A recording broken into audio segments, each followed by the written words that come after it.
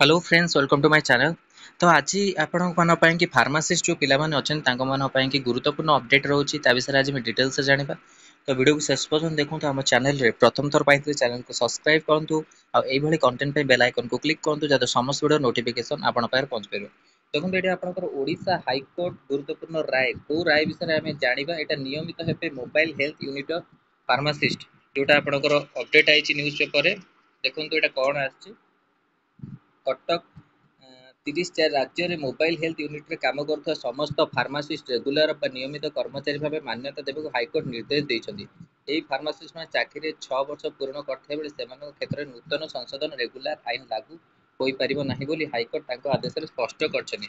तेणु आसंता 3 मास मध्य रे एही समस्त कर्मचारी को नियमित करबा लागि पदक्षेप नेबाकू हाइकोर्ट राज्य सरकार को निर्देश देइछन्ति। अमरेश बेहरा एवं अन्य मानक पक्षरे आगत मामला शुनानी करी हाइकोर्ट विचारपति जस्टिस आदित्य कुमार महातर यह निर्देश को देइछन्ति।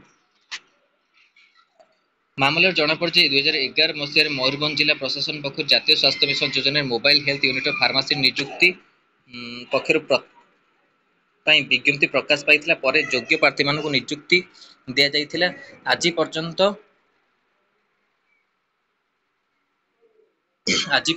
सेटा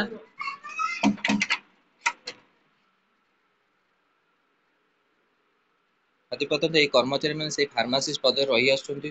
किंतु किछि वर्ष तले राज्य अर्थ विभाग पक्षर प्रत्येक जिला मुख्य चिकित्सा अधिकारी को एक चिट्ठी करा जाय सेमानक अधीन फार्मासिस्ट पदस्थ थिबा सबु पारामेडिकल पद ठिकार पूरण पई पदक्षेप नेबाकू कुआ जायतिला।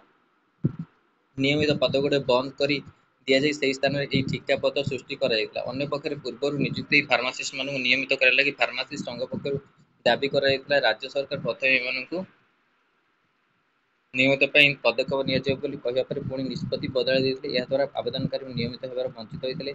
यह विरोध कर आवेदनकारी माने हाइकोर्ट द्वारस्थ होते। हाइकोर्ट यह मामला शुणाणी अवसर कहते आवेदनकारी नियुक्ति कौन प्रकार त्रुटि होनी संपूर्ण स्वच्छता आधार नियुक्ति दि जापरि आवेदनकारी चाकरी 6 वर्ष पूर्ण कर नियमित होगा हकदार बोली हाइकोर्ट कहते। आवेदनकारी पक्षर वरिष्ठ आईनजीवी बुद्धदेव राउतराय मामला परिचालन कर। तो यहाँ आप न्यूज पेपर आसी फार्मासिस्ट एग्जाम को लेकिन कौन सी अपडेट आसीनी आईटा आपणकर जो नियमित होगापी कि जो अच्छे मोबाइल हेल्थ यूनिट रे फार्मासिस्ट की अपडेट आसी कि आपणक अपडेट को वेट करी फार्मासिस्ट ओ ट्रिपल एस जो आप एग्जाम रहा से अपडेट को आम वेट कर आसो आपण से एग्जाम आउ किछि केस जो होती से केस केबे शुणाणी हम केबे कौन राय आसो तार कौन सी अपडेट नहीं तापाई कि मैं बुझा चेष्टा करुँची आपण मन कि 3 मास मध्य पदक्षेप ने राज्य सरकार निर्देश देते। तो देखो एग्जाम अपडेट तो आसुनी तो आपण मैंने प्रिपेरेसन कर हठात जदि आपण मैंने एग्जाम अपडेट आसी तो आपण मान प्रिपेरेसन करें तो एबेटू आप प्रिपेरेसन करूँ हल्का मात्रा प्रिपेरेसन करूँ जहाँ आसो आपन को अपडेट दिया यहाँ आप न्यूज पेपर आसला से दबाक चाहिए इंपोर्टाट अपडेट थिला। आउ ग्रुप रे भी पिला माने शेयर करते अपडेट ग्रुप रे भी आपण माने जॉइन कर परिबे फार्मासिस्ट ग्रुप रे आउ लिंक दे देबी वीडियो डिस्क्रिप्शन सेट आपण जॉइन करी सब अपडेट जदि आपण पाई परिबे पिला मानक द्वारा ही पाई परिबे मो द्वारा भी मो आपन चेष्टा करबी अपडेट देबा। एटा थला इंपोर्टेंट अपडेट फार्मासिस्ट पिला मन पे वीडियो भल लागित लाइक को शेयर करंतु हम चैनल रे प्रथम थर पाइले चैनल को सब्सक्राइब करंतु एई भली कंटेंट पे बेल आइकन को क्लिक करंतु जत समस्त नोटिफिकेशन आपण पाखरे पहुंच परिबो। धन्यवाद, थैंक यू।